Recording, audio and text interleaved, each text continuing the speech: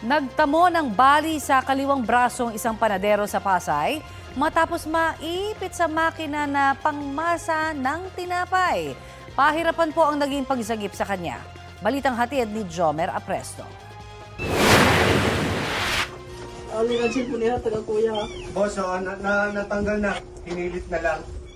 Namimilipit sa sakit ang 21 anyos na lalaki habang inaalalayan ng mga tauhan ng Emergency Medical Services Team ng Bureau of Fire Protection.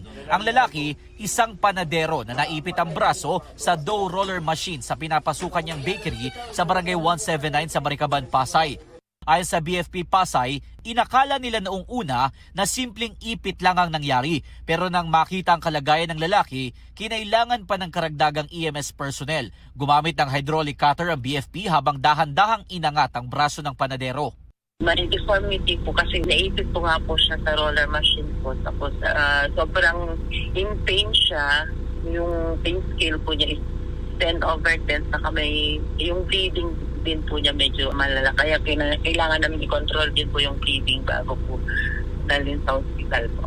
Base sa investigasyon, katatapos lang magbasa ng dough ang panadero at lilinisin na sana niya ang makina. Pero nakabukas daw ito kaya aksidenteng naipit ang kanyang kaliwang braso. Ayon sa barangay, posibleng magkaroon ng pananagutan ng may-ari ng bakery sa oras na malaman na walang safety features na nakakabit sa dough roller machine tulad ng machine guard. Bukas daw ang kanilang tanggapan kung sakaling gustong maghain ng reklamo ng panadero laban sa bakery. Gagawa namin ng legal action yan para mabigyan natin ng hustisya yung biktima. Malamang mananagot po yung may-ari niyan. Alam po niya yung consequence na matatanggap niya. Kasi pananagutan po niya, responsibilidad ng may-ari yan.